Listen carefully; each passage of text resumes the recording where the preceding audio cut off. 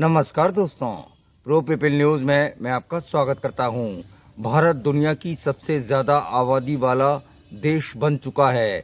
इस मामले में चीन अब दूसरे नंबर पर है। भारत में जनसंख्या नियंत्रण कानून बनाने की बात की जा रही है। बढ़ती जनसंख्या पर नियंत्रण करने के लिए चीन ने सख्त कानून बनाया था।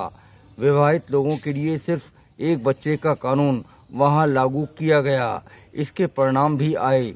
चीन ने जनसंख्या पर नियंत्रण करने में सफलता प्राप्त कर ली, लेकिन पूरी दुनिया में ऐसा नहीं है। दुनिया के अधिकांश विकसित देशों में जनसंख्या की घटती दर चिंता का विषय बन चुकी है। भारतीय लोगों को ये ज़रूर सुनने में अजीब लगेगा, लेकिन ये पूरी तरह से सच है।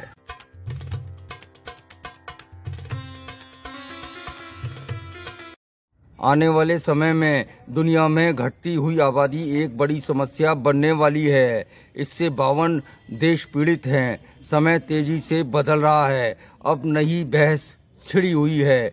जानकारी के मुताबिक किसी भी देश में फर्टिलिटी रेट बनाए रखने के लिए रेट 2.1 होनी चाहिए। रिपोर्ट के अनुसार भारत में सभी धर्मों के लोगों में फर्टिलिटी रेट में कमी आई है। हिंदुओं में फर्टिलिटी रेट 1.94 है, जबकि मुस्लिमों में 2.36, ईसाइयों में 1.88 और सिखों में 1.61 है। आंकड़ों के अनुसार आने वाले वर्षों में मुस्लिमों को छोड़कर भारत में सभी धर्मों की जनसंख्या घटेगी।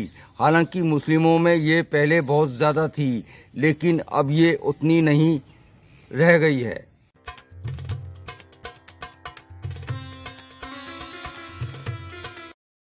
अब बात करते हैं एक ऐसे देश की जहां फर्टिलिटी दर इतनी कम हो गई है कि ये देश विलुप्त होने की कगार पर है। दक्षिण कोरिया दुनिया का सबसे तेजी से घटती जनसंख्या वाला देश बन चुका है। एक समय वहां जन्म दर 6 हुआ करती थी। इसका अर्थ है कि एक महिला 6 बच्चों को जन्म देती थी। तब दक्षिण कोरिया एक गरीब देश हुआ करता था। कुछ दशकों में उसने तेजी से आर्थिक तरक्की की, लेकिन उसकी जन्म दर घटती चली गई। पिछले साल वर्ष 2023 के आंकड़े के मुताबिक ये दर 0.72 तक नीचे गिर चुकी है। वहाँ की सरकार इसको लेकर चिंतित है। वहाँ लोगों से अधिक बच्चे पैदा करने के लिए कहा जा रहा है।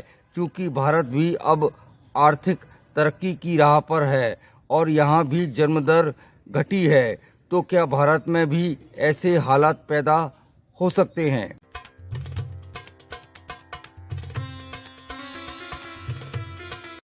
चीन ने सख्ती से एक बच्चे का नियम लागू किया है। इससे उसने जनसंख्या पर नियंत्रण जरूर पा लिया, लेकिन अब वहां समस्या पैदा हो रही है। चीन की सरकार आने वाले समय के खतरे को देखते हुए अधिक बच्चे पैदा करने की बात कह रही है। इस मामले में भारत की नीति कहीं ज़्यादा संतुलित नज़र आती है। भारत में परिवार नियोजन के लिए हम दो हमारे दो का नारा दिया गया है।